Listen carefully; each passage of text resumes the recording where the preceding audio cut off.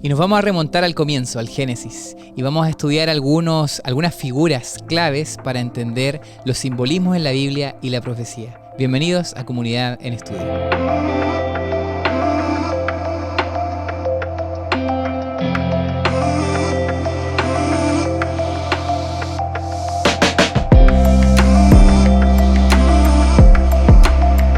¿Cómo estás, Pastor? Cristian, ¿todo bien? Muy bien, Dani, ¿cómo estás? Qué alegría de estar siempre aquí juntos, ¿no?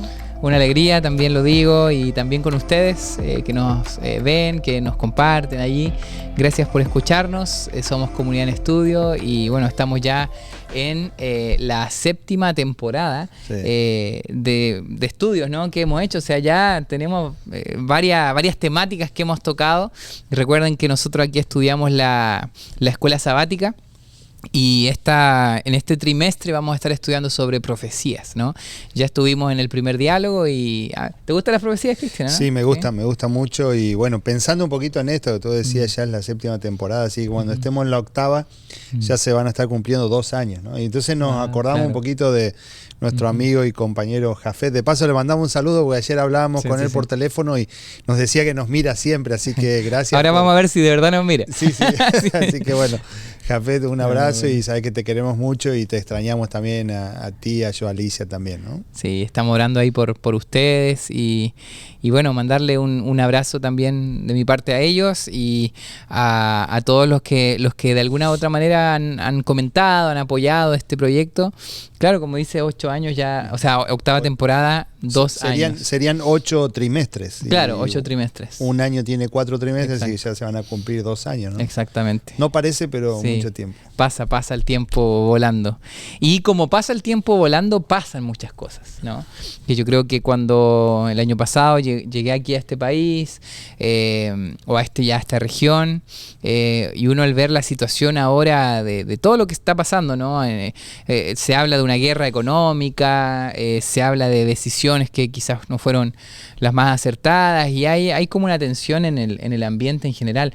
Y lo digo porque creo que es muy bueno estudiar las profecías en este ambiente también, sabiendo de que nuestro filtro, nuestra lupa para poder realmente entender los elementos que están en juego hoy es la palabra de Dios, ¿no? Entonces yo creo que este estudio, en este ambiente que estamos viviendo político, social, es muy relevante, ¿no? Es el mejor marco que podemos tener como para profundizar esto y decir que las cosas que están pasando en el mundo, en la actualidad, ¿no? Porque muchos hablan de un globalismo, ya desde muchos años se viene hablando de esto, ¿no? Y el globalismo que hay ya no es lo que pasa en un país y ya ni siquiera nos enteramos solamente de lo que pasa en el país o en la región donde estamos, sino que esto trasciende. Y algunos sociólogos incluso hablan de un mundo ya casi sin fronteras, ¿no? Más allá de que algunos quieran de pronto dividirnos y demás, pero es un mundo conectado, globalizado, interconectado. Entonces, decir, ¿de qué manera yo puedo entender las profecías en este contexto, en lo que está pasando en el mundo actual, ¿no? Sí, por eso te invitamos a que nos sigas escuchando, que estudies por tu cuenta también, obviamente, la escuela sabática. Ahí puedes descargar las aplicaciones si quizás no tienes acceso a lo impreso.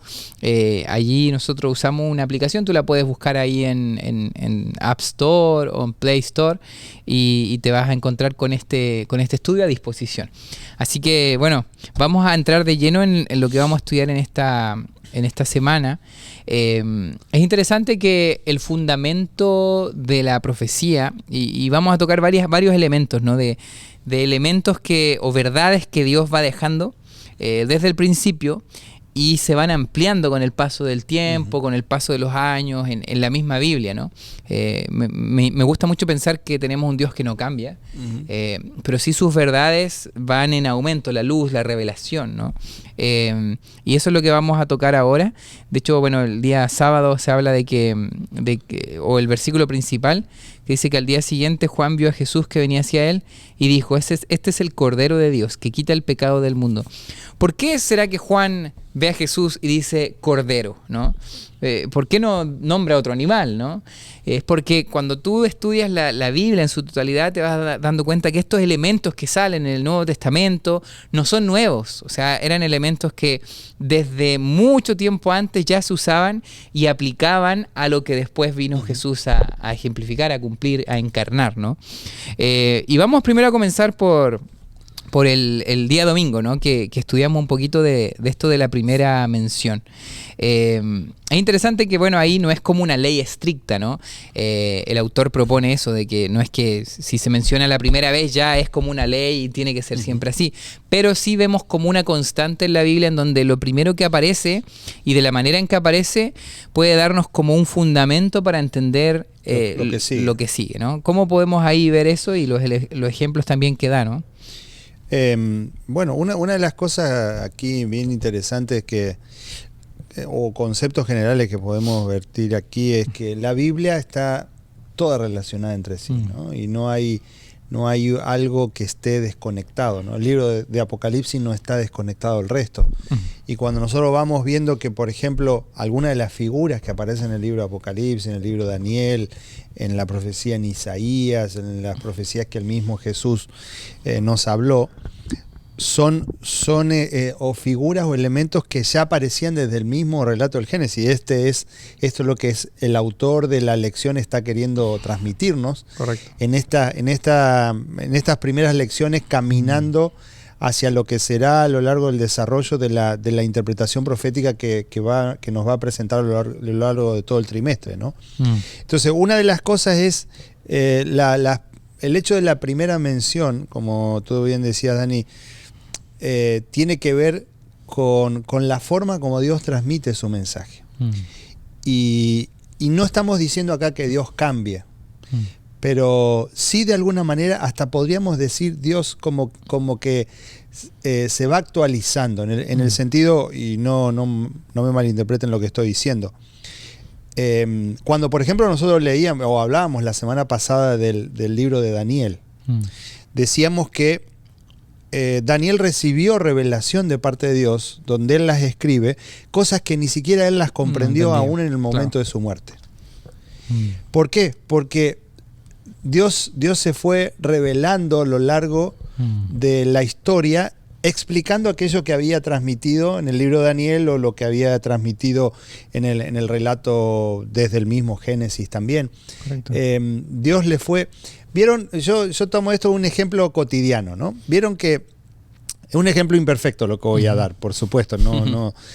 Pero vieron esa cuando ponemos la ropa a lavar hay un sistema que son como unas pequeñas bochas o bolas así que tienen adentro el jabón, ¿no? Entonces uno lo mete allí adentro y a medida que va moviéndose el lavarropa va soltando ese jabón paulatinamente o poco a poco.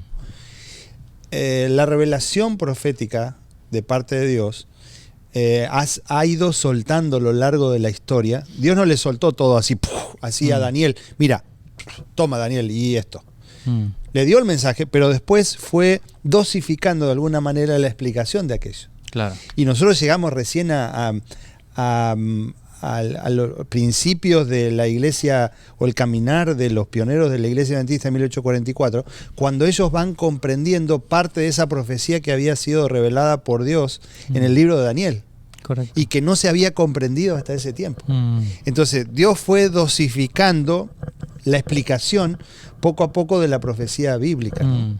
Sí. Entonces eso es extraordinario, pensar que de alguna manera la Biblia sigue siendo dinámica y no fue estática, decir en un momento se dio esto y ya está, sino que Dios se fue revelando a lo largo de la historia también. Es que igual la conciencia humana fue cambiando, ¿no? Fue madurando incluso. Cosas que antes eran aceptables, después se creció en una conciencia mayor y hoy podríamos decir que eran completamente inaceptables, ¿no? O sea, de alguna manera Dios fue trabajando en la historia y revelando su amor, su carácter, en la medida que las personas lo podían entender y aceptar. Pero ahora, leyendo como fundamento, sí, ¿no? Aquí, de paso, esto es muy bueno lo que tú dices, Sí. porque esto no tenía que ver con Dios, sino que tenía que ver con el ser humano, que el ser humano pudiera comprenderlo y que el ser humano esté preparado para comprenderlo. Exacto. ¿Sí? Sí. Aquí no estamos diciendo tampoco que Dios Que Dios cambió. o porque que quiso Dios, simplemente. Claro, porque Dios quiso, porque ahora Dios se transformó y Dios ahora se ayornó y Dios se hizo más cool. No es nada de eso, sino que los seres humanos no estábamos preparados para recibir el mensaje en ese momento cuando Dios lo transmitió. Y es un acto de amor al final también, ¿no? O sea, yo, como, bueno, ese ejemplo que pusiste, también quizás poner un ejemplo en el sentido de el amor se basa en cómo yo voy a comunicar, pero una verdadera comunicación no es lo que yo quise decir, sino lo que el otro me entendió. Me interpreta. Entonces, mientras yo más me enfoco en que mi persona amada me entienda, por ejemplo, ahora con mi hija, ¿no? O sea, yo podría empezar a hablarle de filosofía, de teología y no me va a entender nada, ¿no? Pero tengo que bajar a su nivel y mostrar de otras maneras que la amo, ¿no? Entonces yo creo que me imagino un Dios también así, o sea, bajando a nuestro nivel y mostrándonos a nuestra comprensión su amor, ¿no? Malaquías 3:6 dice, porque yo Jehová no cambio, por esto hijos de Jacob no habéis sido consumidos. Hebreos 13:8 dice, Jesucristo es el mismo ayer, hoy y por los siglos. Simplemente para dejar claro que nosotros creemos en esta revelación de Dios en base al tiempo que va aumentando, pero eso no quiere decir, como tú decías, ¿no? que Dios sea diferente, sino que Él sigue siendo el mismo, Él fue el mismo ayer, hoy y por siempre. Ahora, una de las primeras palabras, yo creo que la palabra fundamental que aparece en la Biblia es sobre el amor de Dios, ¿no? Entonces, como hablamos de las primeras menciones, a mí me gusta mucho también, yo tengo incluso un tema sobre esto, de que la primera parte en donde aparece la palabra amor es en el contexto de Abraham, ¿no? Cuando Dios le pide, toma a tu hijo el que tanto amas. O sea, ahí la palabra tan importante que es amor aparece en un contexto bien tenso, bien complicado, ¿no? La historia de Abraham yendo a asesinar a su hijo, ¿no? Pero ahí encontramos varios paralelismos con la historia de la salvación, con la historia principal de Jesús posteriormente. Así que quizás que podemos ahí resumir del día lunes, que es interesante, ¿no? De ese amor, de la primera palabra o la primera parte donde aparece la palabra amor ahí en la Biblia. Una de las cosas que podemos decir es que Dios necesitaba transmitir de una manera adecuada su amor o enseñarnos acerca de su amor. ¿Por qué? Porque todo lo que nosotros vemos a nuestro alrededor está teñido de nuestra pecaminosidad. Cuando vemos que alguien hace algo bueno, nosotros ya estamos desconfiando, ¿no? Tenemos un dicho en Argentina que dice, cuando la limosna es grande, hasta el santo desconfía, ¿no? Como diciendo, sí, pero ¿por qué está haciendo eso? ¿Por qué lo hace? ¿Por qué? Porque todo lo que nosotros hacemos, todo lo que nosotros decimos, todo lo que nosotros vemos está teñido por nuestra pecaminosidad. Entonces, siempre como que estamos desconfiando, ¿no? A veces uno podría decir, no, pero yo tengo razón para la cual desconfiar, y puede ser, pero a veces no tenemos razón, igual desconfiamos, ¿no? Entonces Dios necesitaba de alguna manera ejemplificarnos acerca de su amor para que nosotros lo podamos comprender adecuadamente, certeramente, ¿sí? Y que nuestra visión del amor no esté teñida ni por el egoísmo ni por el orgullo, que es lo principal que nos tiñe a nosotros, porque los seres humanos lo primero que tenemos es amor, orgullo y demás, egoísmo, orgullo, ¿no? ¿Sí? Eso es lo primero que tenemos y lo primero que nos sale a flor de piel, ¿sí? Y entonces el amor necesitamos trabajarlo muchas veces, ¿no? Claro. Hablando en la mayoría de los casos. Alguno podría decir, no, pero yo soy diferente. Bueno, pero en general, digamos. Sí, en general. Dios necesitaba que nosotros tengamos una visión diferente, ¿no? Entonces, aquí aparece en el relato del día lunes, el autor presenta, hablando de la comprensión del amor, y nos dice aquí el autor que el principal objetivo de la profecía bíblica tenía que ver con reivindicar el amor de Dios. Claro. Quiero decir, y lo que siempre decimos con respecto a la profecía, y es muy bueno que sepamos, que conozcamos acerca de la profecía, es bueno que conectemos los puntos de la profecía en la actualidad, es decir, lo que está pasando en el mundo, lo que está pasando en la economía mundial hoy en día, lo que está pasando con las decisiones políticas que se están tomando. Esto viene a ser la unión, algunos dicen, de la iglesia y el Estado, y aquí está muy bueno que nosotros sepamos todo eso y que conectemos todos esos puntos, pero si nosotros no conectamos verdaderamente con lo importante que es decir que esto solamente no sirve, la profecía bíblica no sirve solamente para un conocimiento intelectual, es decir, cuánto yo sé de lo que está pasando, o cuánto sé de política, o cuánto sé, sino que debiera servirnos para entender los tiempos que estamos viviendo, para comprender el amor que el Señor tiene por nosotros y decir, queda poco tiempo para que nos entreguemos verdaderamente a Él y que vivamos una vida conforme a lo que el Señor nos quiere, que aceptemos a Jesucristo como nuestro Salvador, aguardando el pronto regreso de Cristo. Claro. Para eso debiera servir la profecía. Si no, no tiene ningún sentido que nosotros solamente sepamos acerca de la profecía de Daniel, la profecía de Apocalipsis, lo que va a pasar, la bestia, la primera bestia, la segunda bestia. ¿De qué sirve todo eso si yo no lo estoy conectando con el centro de toda la Biblia, que es el Evangelio, que es Jesucristo, que es la reivindicación del amor de Dios, ¿no? Sí. Entonces, eso es lo que nosotros debiéramos pensar en la comprensión del amor verdadero, ¿no? El libro El conflicto de los siglos, allí en la página 657, Elena de White tiene una cita que dice: de aquel que todo lo creó manan la vida, la luz y el contentamiento por toda la extensión del espacio infinito. Desde el átomo más imperceptible hasta el mundo más vasto, todas las cosas animadas e inanimadas declaran en su belleza, sin mácula y júbilo perfecto, que Dios es amor. Ese el final del conflicto de los siglos. Ese es el centro, ese es el centro del Evangelio, ese es el centro de la profecía. Podemos ponernos a discutir días, horas, años acerca de esto. Pero este es el centro, ¿no? El centro es el Evangelio, el centro es Jesucristo, el centro es el amor de Dios por la humanidad, ¿no? Correcto. Sabes que estoy muy de acuerdo contigo y bueno, en esa historia de Abraham, yo creo que se nos abre una visión, ¿no?, de cómo este Dios es diferente, ¿no? Creo que lo hemos hablado anteriormente, que las naciones aledañas ahí en ese entonces estaban muy acostumbradas a que los dioses estaban enojados, de que no sabías cómo complacer al Dios, que tenías que sacrificar lo más preciado, incluso sacrificar hijos. Sí. Por eso en este contexto la historia de Abraham es súper importante, porque aparentemente este Dios se presenta como muy parecido a como se hubiera presentado cualquier otro Dios, exigiendo un sacrificio, pero al final no lleva a cabo el sacrificio, sino que viene y ahí está la imagen, un cordero, ¿no? Sí. Y yo creo que esta es la primera visión de lo que fue el sistema de sacrificios, que todo, como tú dices, apuntaba a Jesús. Todo apunta a alguien, todo lo que está en la Biblia apunta a la persona de Jesús. Entonces, como hablamos del amor, creo que Dios mostró con esta primera historia que es un Dios diferente, que es el único Dios verdadero, que es un Dios que ama. Es un Dios que da, es un Dios que no tienes que estar preocupado de que si es que le estás dando lo suficiente o no, porque es un Dios que te ama antes de que tú hagas cualquier otra cosa, ¿no? Entonces, eso me encanta y creo que se conecta con el día martes, ¿no?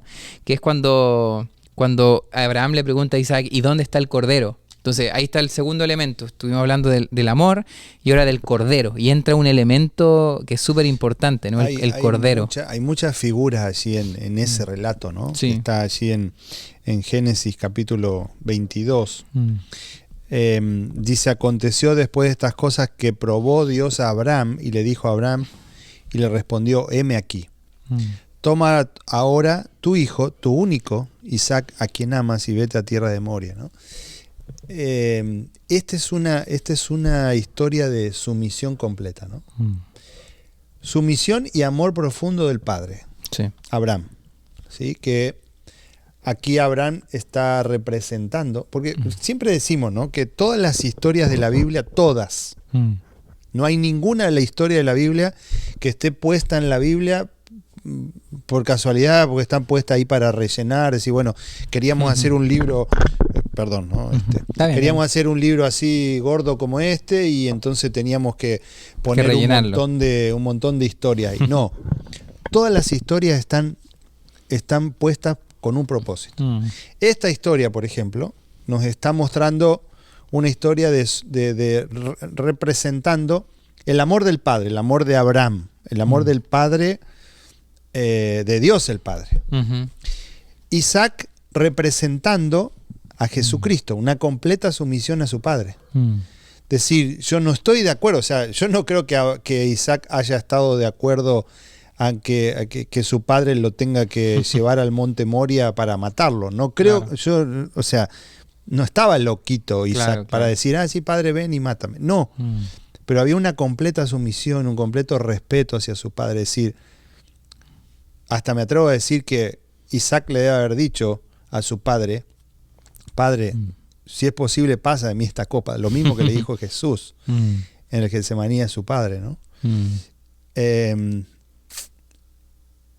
Y hubo un silencio, ¿no? Tremendo eso. Hubo un silencio de parte de su padre. Así como hubo un silencio de parte de Dios hacia Jesús en ese momento cuando Dios hizo silencio, decir, esta es la forma. Y el plan avanzó, el plan siguió. Entonces ahora el Señor provee un cordero, ¿no? Y Dios proveyó un cordero ahí. Entonces el hijo humano, el hijo humano físicamente, como era Isaac, no tuvo que morir porque el Señor proveyó el cordero. Y ahora el cordero también representa a Jesús. Isaac representaba a Jesucristo, lo que iba a hacer. El cordero ahora estaba representando lo que Jesucristo iba a hacer también. Entonces hay una cantidad de figuras allí, ¿no? Claro. El lugar donde fue hecho esto, ¿no? El monte Moria, que es el monte donde finalmente después es asentado el templo de Jerusalén. De paso, a los que estén viajando ahora a Jerusalén, vamos a estar allí sobre el monte Moria, que es donde está puesto el lugar central, digamos, de Jerusalén, como es el templo de Jerusalén, ¿no?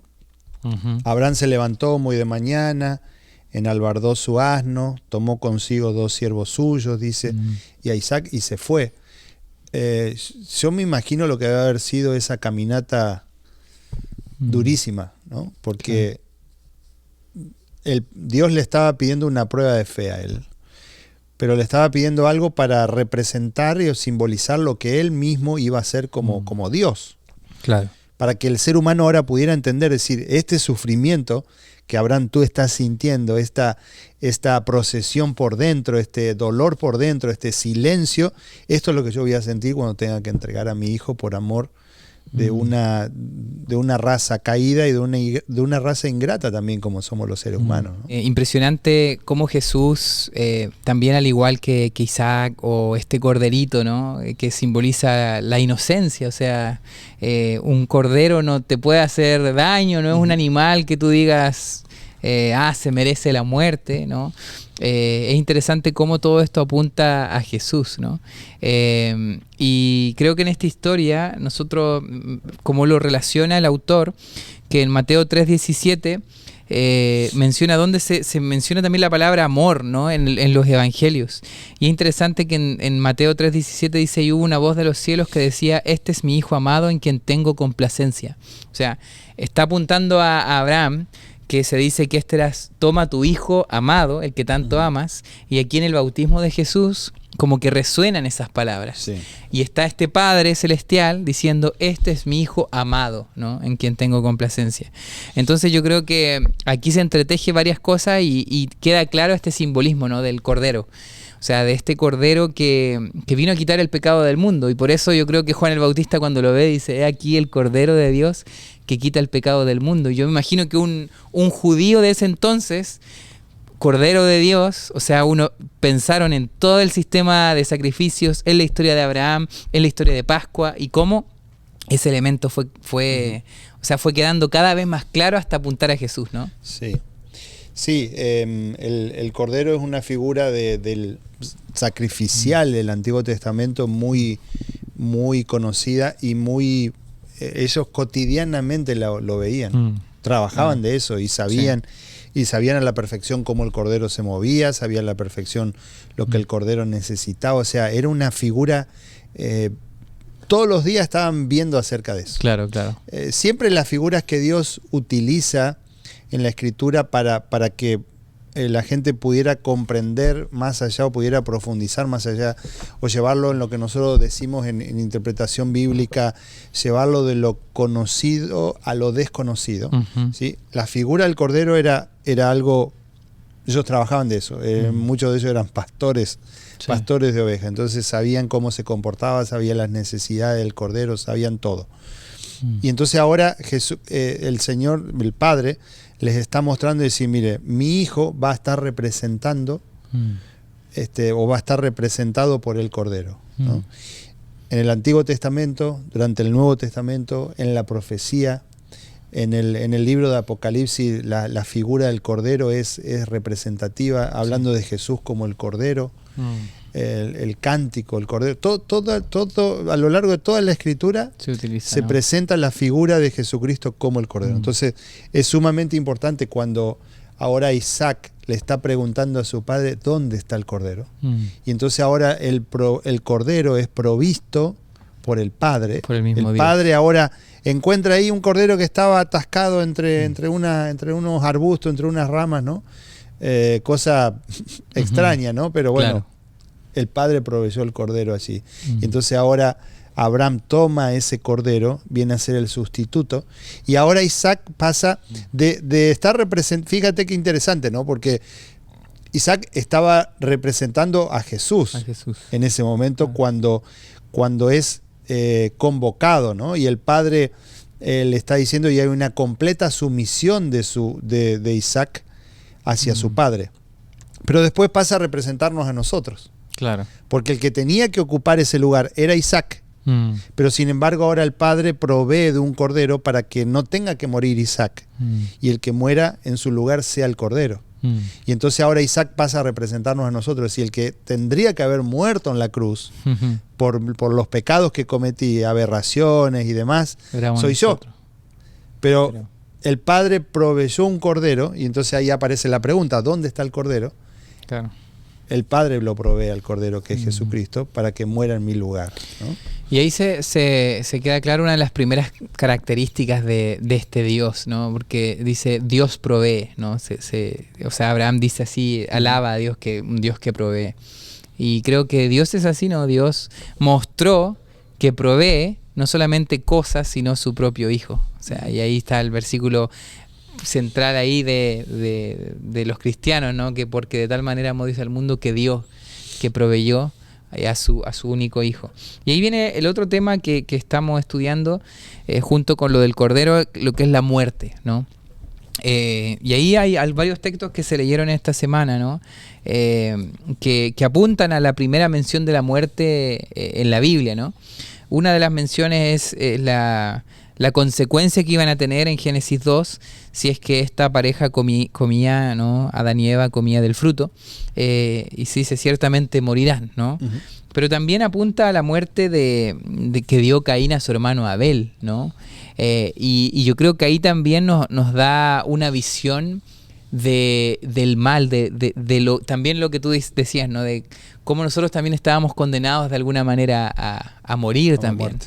Y cómo Abel también de alguna manera simboliza la muerte de un inocente. O sea, cuando tú te encuentras con esta historia y ves que Abel era obediente, era alguien que adoraba a Dios, un pastor de ovejas, ¿no? Y viene su hermano Caín y lo asesina, ¿no? No se lo merecía, y esto representa la injusticia en la actualidad también, ¿no? Claro. Sí. Esto podríamos ejemplificarlo así con la pregunta que nos hacemos muchas veces, ¿por qué los justos sufren, no? Sí. ¿Por qué Abel tuvo que morir? Porque era justo, y ¿por qué Dios permitió que su hermano, siendo injusto, lo mate, ¿no? Esa es la gran pregunta, ¿no? Que es la gran pregunta desde el mismo inicio de todo, ¿no? Sí. Es el relato del Génesis. ¿Por qué? Y me gustó mucho una frase, porque hay algunos que dicen la muerte es parte de la vida, ¿no? Muchos ponen así que la muerte es parte de esta vida. Pero ¿por qué nosotros sufrimos tanto cuando alguien muere? ¿Por qué cuando nos encontramos con eso no parece que fuera parte, ¿no? ¿Por qué cuando escuchamos terribles sucesos como el que sucedió esta semana en República Dominicana, ¿no? Que a todo esto mandamos nuestro amor, oraciones ahí con la gente que está sufriendo allá, ¿no? Mucha gente que murió repentinamente por la caída de un techo. Entonces, ¿por qué no nos pega tanto esas noticias? Porque en realidad la muerte no es parte de la vida. No fuimos creados para morir, ¿no? La muerte es un extraño, y un extraño que Jesús vino a solucionar de alguna manera. Él, al morir y al resucitar, Él nos mostró un camino diferente. Nos dijo, la vida sí tiene sentido, porque yo... me encanta ese versículo que dice, ¿dónde está, oh muerte, tu aguijón? O sea, Él vino a matar la muerte, ¿no? Y creo que eso es algo tremendo, ¿no? Una promesa, una esperanza también. Sí, a mí me gustó mucho lo que el autor dice ahí, que tú hacías referencia, ¿no? Cuando decimos que la muerte es parte de la vida, ¿no? Sí. Y entonces él dice aquí, eso no es así, ¿no? La muerte es lo contrario de la vida. Entonces, nunca estuvo en los planes de Dios que nosotros pasemos por la muerte. Por eso nos crea y coloca a Adán y Eva allí en el huerto del Edén, en un lugar totalmente perfecto, ¿no? Y en esa perfección no había lugar para la muerte. La muerte es un intruso que entra a partir de lo que Satanás hace con nosotros. Y encima nos hace echarle la culpa a Dios de esto. Porque los seres humanos... los pastores estamos entrenados para estar en muchos funerales, ¿no? Y en este tiempo ya perdí la cuenta, obviamente. Imagínate que solo durante la pandemia estuve en 40 funerales. Wow. Solo en la pandemia. En un distrito, me acuerdo, en un año hice 25 funerales también, en un año. Uno está todo el tiempo y no deja de conmoverme el dolor y la tristeza que las familias pasan cuando les toca enfrentar la muerte de un ser querido, ¿no? Sí. No hay palabra con respecto a esto. Y sea cercano, sea un poco más lejano, a veces solamente el hecho de ver el dolor de la persona ajena, ¿no? Eso mismo le pasó a Jesús. O sea, a veces uno se pone a pensar, decir, Jesús estaba a punto y él sabía que iba a resucitar a Lázaro, pero sin embargo llora igual. Decía, ¿por qué llora? No estaba llorando por la muerte del amigo. Porque él sabía que en unos poquitos minutos lo iba a resucitar. Entonces, ¿para qué llorar? Decir, si yo sé que voy a solucionar esto. ¿Sí? ¿Para qué llorar de pronto? Mire, puedo poner un ejemplo. Mi esposa viene y se pone a llorar y me dice, mira, tenía, no sé, $1,000. Es mentira eso, ¿no? Pero tenía $1,000 y se me perdieron y se pone a llorar y yo me pongo a llorar con ella cuando sé que lo tengo acá en el bolsillo, esos $1,000, ¿no? Claro. Nunca va a pasar eso. 1.000 pesos argentinos. 1.000 pesos argentinos puede ser, que $1. Decir, ¿para qué me voy a poner a llorar por algo que yo sé que tengo la solución a eso, ¿no? Claro. Y Jesús lo hace. ¿Por qué? No por la muerte del amigo, sino por el sufrimiento que veía en las hermanas.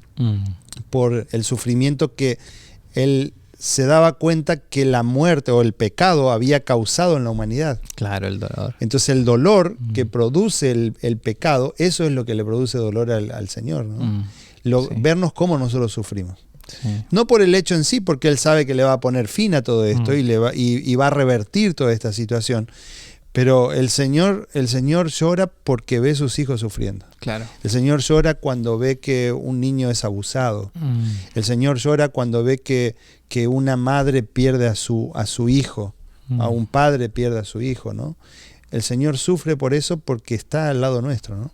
Entonces, pensar en esto que es la figura de la muerte en el relato del Génesis, pero que hace su aplicación en el libro de Apocalipsis, y lo que tú decías, o sea, cuando llegue el tiempo final, el Señor nos dirá, ¿dónde está, oh muerte, tu aguijón? ¿Dónde está? oh sepulcro, tu victoria. Esto ya se va a haber terminado. Y esa es la figura que nosotros podemos conectar desde el relato del Génesis con la entrada de la muerte hacia el final, cuando ya no habrá más muerte, ya no habrá más llanto, no habrá más dolor, porque todas estas cosas van a haber pasado y el Señor le va a haber puesto fin, ¿no? Entonces ahí es como que el círculo ahora nos cierra, ¿no? Y el Señor no dejó ningún círculo abierto, ¿no? Correcto, claro que sí. Y esa es una tremenda esperanza, que esto que es tan extraño, tan doloroso, Jesús lo venció en la cruz, ¿no? Y quizás para ir llegando ya al final, el último elemento que aparece aquí es el elemento de la figura de la serpiente, ¿no? Estaba estudiando la Biblia en esta semana ahí con una mujer, ¿no?, que estamos estudiando allí, que está muy interesada en la Biblia. Y justo leíamos Apocalipsis capítulo 12, ¿no? Y me preguntaba, porque primera vez que se encontraba con este texto, y decía, y dragón, ¿por qué un dragón? Decía yo, no pensé que un dragón iba a estar en la Biblia, ¿no? Entonces como que se asombró mucho de que en la Biblia está escrito dragón, ¿no? Una figura tan como mitológica. Y claro, ahí después yo le dije, es importante que cuando uno lee la Biblia se interpreta a sí misma, ¿no? Y en el mismo Apocalipsis al final se habla de que este dragón es la serpiente antigua y que se llama Diablo y Satanás, ¿no? Y es lo que se estudió el día jueves, ¿no? De esta serpiente. Creo que hay varias cosas que decir. O sea, yo creo que incluso necesitamos, a veces da como un poco de miedo, como hablar de este tema en cuanto a qué es lo que la Biblia dice sobre el mal, sobre el diablo. De hecho, el otro día leí un post que aparecía de un canal importante de noticias que se llama Bio Chile. Y le preguntaba a alguien a la inteligencia artificial, ¿no? Decía, si tú fueras el diablo, decía, ¿cómo destruirías la mente de los jóvenes en la actualidad? Y aparecían cosas súper interesantes. Decía, bueno, si eso es como la encarnación del mal, yo haría estos pasos, ¿no? Y empieza a nombrar cosas que uno ve en el día a día hoy, ¿no? Claro. Me llamó mucho la atención porque de alguna manera, si nosotros logramos identificar cómo realmente opera esta serpiente antigua, y de hecho estudiando la misma Biblia podemos darnos cuenta en la primera mentira que esta serpiente le hace a Eva, ¿no? Cómo fue sutil, cómo mezcla verdad con mentira. La misma estrategia sigue utilizando el día de hoy. Entonces creo que es importante estudiar estos temas para también poder vencer al mal también, junto con la ayuda del Señor, ¿no? Sí, el diablo está al acecho, ¿no? Ayer un compañero pastor aquí del Valle me mostraba una foto ahí de una serpiente que el otro día aquí en su casa, aquí mismo, vive aquí en Mission, ¿no? Estaba trabajando ahí en su casa y de un ladrillo así de abajo salió una serpiente y lo picó en la Ahí lo pierna. picó, wow. La alcanzó a agarrar, la mató, la agarró y la llevó, y aparentemente no era venenosa, ¿no? Pero igual el susto que se pegó y en esos minutos, ¿no? Y dolió, ¿no? Y le dolió, obviamente, claro, sí, porque por más que no sea venenosa. Claro. Pero entonces, este es el diablo, ¿no? Que está al acecho y cuando nos descuidamos. Cuando menos te lo esperas, claro. Absolutamente en todo, ¿no? En todo momento nosotros tenemos que estar alertas. Alertas porque el enemigo está y anda como león rugiente, también dice la Escritura, ¿no? Pero esta figura de la serpiente la serpiente es un animal al cual hoy nosotros le tenemos como repulsión, o sea, a casi nadie le gustan las serpientes. Puede gustarte así un poquito para mirarla, pero siempre detrás de un vidrio, de un vidrio, ¿no? Sí. Están esos que se pasan la serpiente por aquí y todo, pero igual así a uno le da como cierto rechazo, repulsión o alejamiento, ¿no? Y eso es lo que nos debiera producir el enemigo también. Pero él está al acecho tratando de hacernos caer en cualquier momento, ¿no? Entonces pensar en lo que el enemigo hizo y lo que el enemigo hizo allá en el relato del Génesis, lo que Dios le está diciendo allí en Génesis capítulo 3, ¿sí? Lo que iba a pasar, la enemistad que iba a haber entre el pueblo de Dios, entre la mujer, como la iglesia, ¿no? Como el pueblo del Señor, y la serpiente. Y lo que pasa ahora en el relato de Apocalipsis, ¿no? Claro. Donde se produce esa gran batalla, ¿no? Como tú leías o hacías referencia en Apocalipsis capítulo 12, fue lanzado fuera el gran dragón, la serpiente antigua, que se llama Diablo y Satanás, el cual engaña al mundo entero, fue arrojado a la tierra y sus ángeles fueron arrojados con él. Y este es el fundamento o la base de la gran controversia, de la batalla cósmica, ¿no? Sí. Entre el enemigo y Miguel y Jesucristo y el Señor y todo su pueblo, ¿no? Este es el fundamento. Entonces, nosotros tenemos que estar apercibidos y estar atentos que la obra que la gran serpiente va a querer hacer es engañar al mundo entero, ¿no? Correcto. Y sigue engañando, ¿no? Y creo que es importante que nosotros podamos seguir estudiando mientras más ese típico ejemplo, ¿no? Que creo que el pastor Bullón lo daba, ¿no? De cómo conocer un billete falso es conociendo un billete verdadero, ¿no? Claro. O sea, si tú te entregan un billete falso y no conoces el verdadero, fácil que te engañen, ¿no? Pero mientras más tú conoces la verdad de la Biblia, menos vas a estar propenso a los engaños, ¿no? De este enemigo, de esta serpiente antigua. Entonces creo yo que para seguir estudiando esta profecía, que te dejamos ya invitado, ¿no? Para que podamos seguir analizando estos símbolos, viendo, ya entrando ya a las profecías. De hecho, el pastor prometió que iba a traer una estatuilla ahí de Daniel, que la tienes. Sí, ponemos ahí eso, de decoración. de decoración. Tenemos mucha decoración. Eso. Somos minimalistas. Minimalista, bien, moderno. Y bueno, invitarte a eso, ¿no? En el día viernes se tocó un punto importante que quizás como para ya ir concluyendo, ¿no? Lo que decíamos al principio, la verdad de Dios está revelada y en la historia cada vez se ha entendido más estos puntos, estos símbolos, ¿no?